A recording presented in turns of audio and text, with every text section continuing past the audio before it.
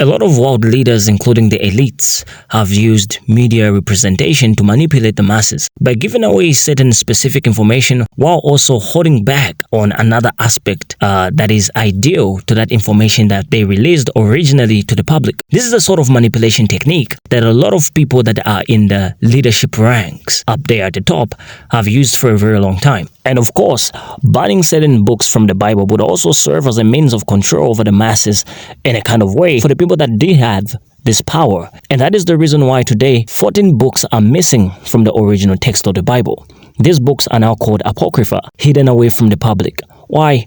Because they contained controversial information, including aliens, the sons of men, and how they became intimate with the daughters of men and created the giants that people would later call the Nephilim, abominable entities that would become unbearable to the human psyche. Now, this sister opens up on some of the discussions and discoveries that she's made on her exploration in one of the books that were apocrypha or hidden away from the Bible. So I have been reading the apocryphal text, or the books that were taken out of the Bible, specifically the Apocalypse of Moses. And not only does it tell the true story of Adam and Eve, it sheds a lot of light on the Nephilim, which are giants. And it just goes to prove that if you are someone who follows religion, you need to read these books. And if you are unfamiliar with the Apocrypha, these are not works or books that were forgotten in modern day Bibles.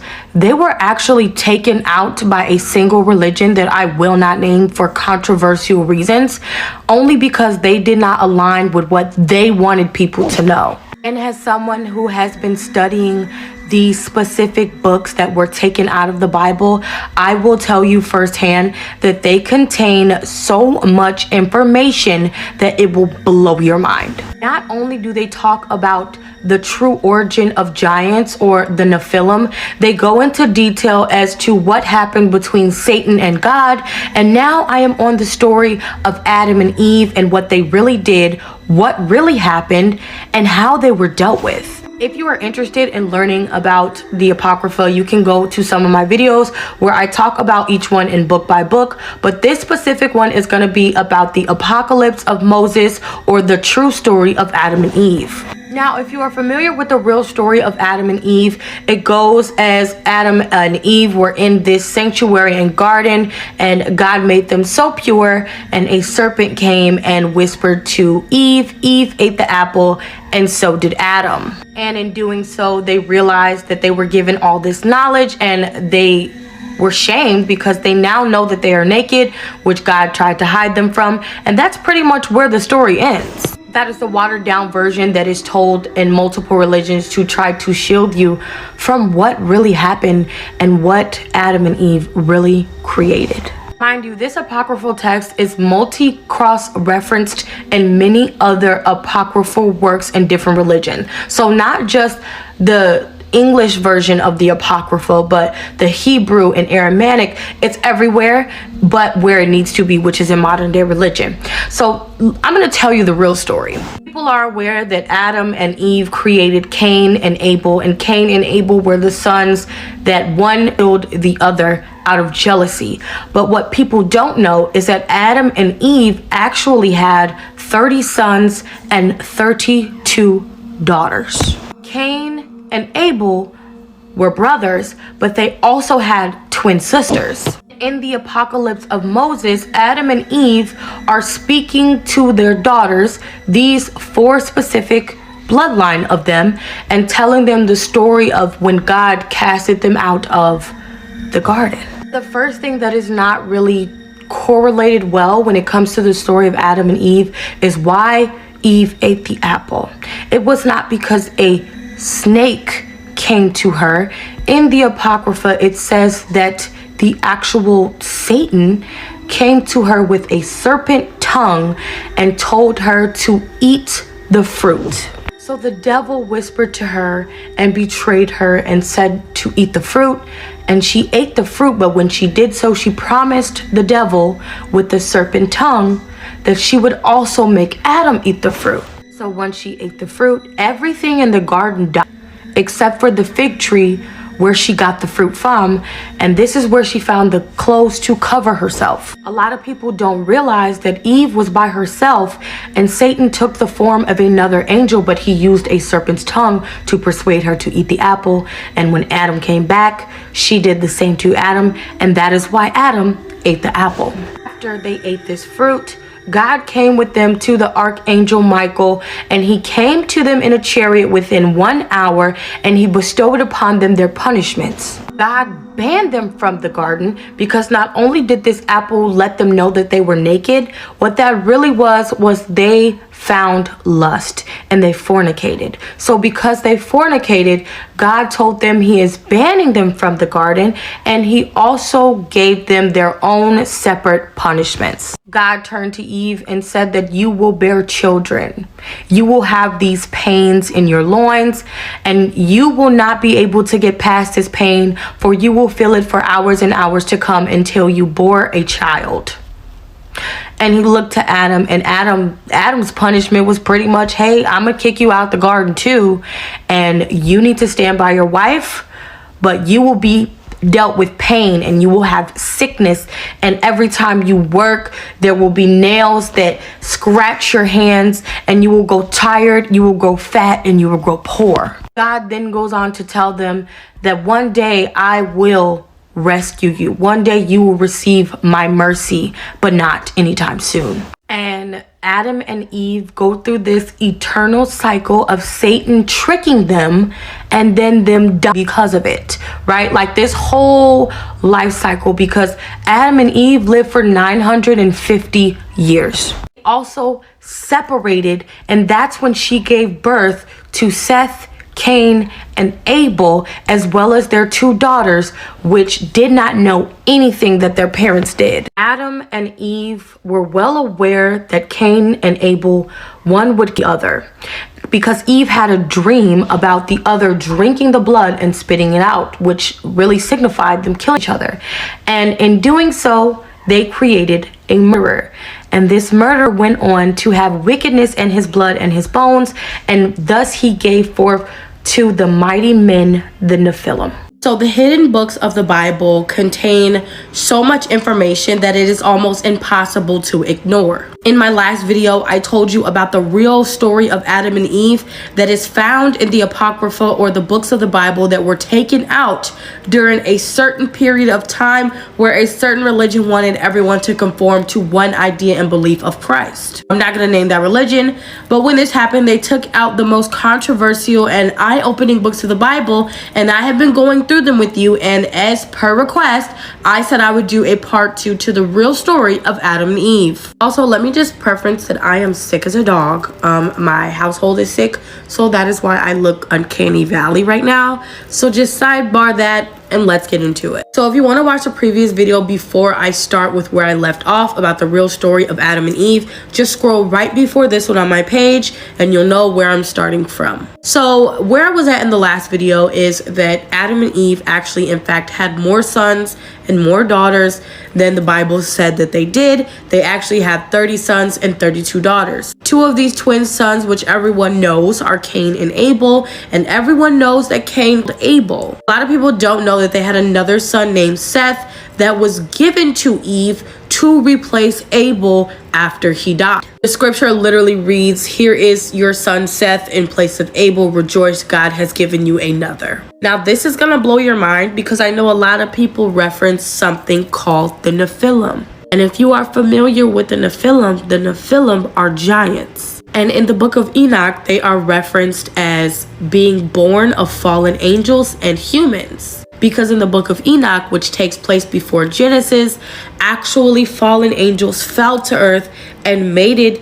with humans and begot these giant, enormous things called Nephilims or giants. But we're going to get deeper than that, because not only did these giants come from the Nephilim, they also came from Cain and Seth. Mind you, this apocryphal book literally goes 130 years into the life of Adam and Eve after being expelled from the Garden of Eden. And then it digresses and goes into the life of Seth, which is their son, and he lived for 105 years. And Seth was said to have beget a son by the name of Enosh. And he has more sons that are referred to as the sons of God. And Cain has children too, except for Cain's daughters are called the daughters of men. And so the story goes that these daughters of men, Cain's daughters who were born of wickedness,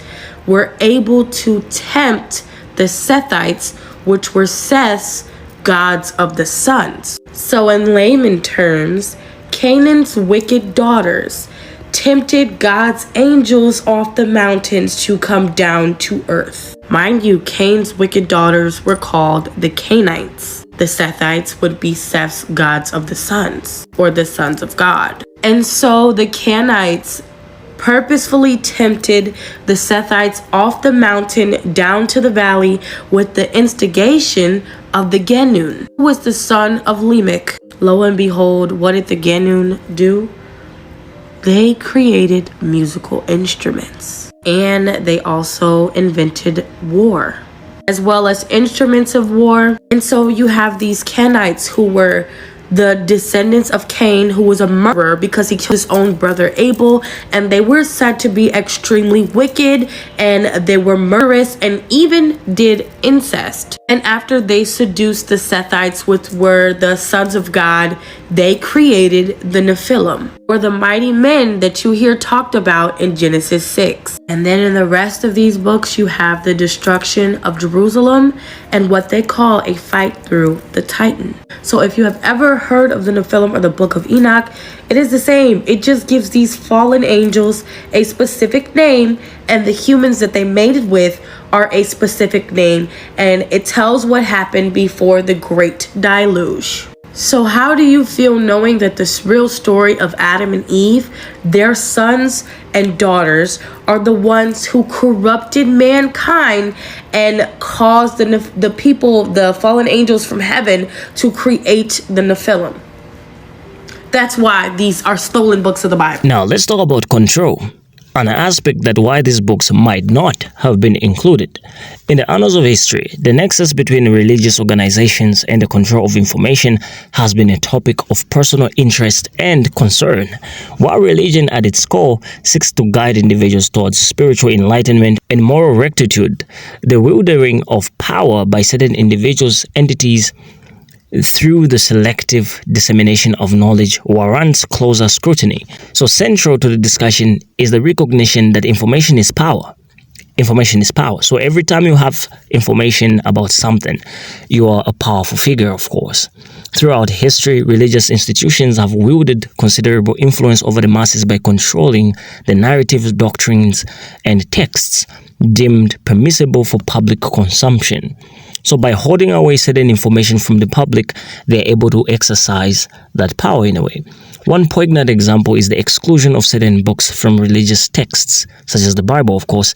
The decision to omit certain scriptures perpetuated to preserve doctrinal purity can also serve the ulterior motive of maintaining hierarchical control and suppressing alternative interpretations that challenge established authority.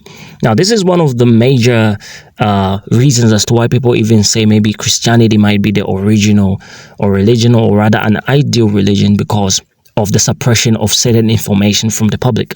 Because why would you want to suppress certain information from the public in a religion that is not real? So there's that reason, right? The exclusion of texts from religious scriptures under the guise of safeguarding spiritual understanding carries profound implications. By limiting access to diverse perspectives and esoteric knowledge, religious organizations perpetuate a hegemonic discourse that reinforces existing power structures. So by manipulating information, of course, and suppressing certain information from the public, power is maintained in the hands of those figures that do exercise this authority. This monopolization of truth endangers a passive compliance among adherents, discouraging critical inquiry, and stifling the evolution of consciousness. And that is the reason why personality figures, right, like the Tate brothers who broke the record by coming up with information that was sounding controversial to the public, but yet the masses would consider it as true. Anyway, right, these people have been in trouble because the information that they're coming out with is controversial to the elites or the people that do hold power on the higher ground. So that is the reason why certain books were removed, because they contained powerful, enlightening revelations that once you hold them, you begin to awaken to some of the truths that we are told that are not really truths but are actually just lies. Moreover, the concealment of information imbues certain knowledge with an aura of mystique, rendering it both tantalizing and taboo. The dissemination of esoteric teachings as hidden or ideal knowledge creates an allure that captivates the imagination while instilling fear and apprehension in seekers. Consequently, individuals may hesitate to pursue enlightenment, fearing reprisal from perceived demonic entities or divine retribution for their curiosity. Now, that basically means that by creating bias towards this information that has been hidden, by creating controversial biases or implications, people are now scared to acquire this knowledge. Because imagine, a lot of Christians don't like reading the book of Enoch, or they don't even want you to give them an idea of reading another book outside the Bible, right? Because there's a lot of controversy attached to it. And this controversy was done so purposefully, so that people in the future would later not acquire this information, even though it was at their hands, right? And I'm talking about the internet. They knew to say in the future information is going to be available to the public, but by creating controversial things surrounding this information, people would later become fearful at acquiring it. The repercussions of information control extend beyond individuals' apprehension to societal ramifications. By perpetuating a climate of ignorance and apprehension, religious organizations impede the collective progress towards enlightenment and social cohesion. The suppression of dissenting voices and alternative narratives stifles intellectual discourse and fosters a culture of conformity where deviation from orthodoxy is met with ostracism and censure. And that simply means that ignorance is bliss. Even the Bible says that my people suffer because they lack knowledge, and this knowledge is there, right? But people don't want to acquire that knowledge because they are fearful of it. So now, by creating an ignorant environment, people are able to be controlled by the ignorance or by what they do not understand or what they do not know. Furthermore, the insidious nature of information control lies in its insinuation into every facet of daily life, permitting education, governance, and interpersonal relationships. Through indoctrination and socialization, religious institutions instill a worldview that reinforces their authority and justifies their monopoly on truth.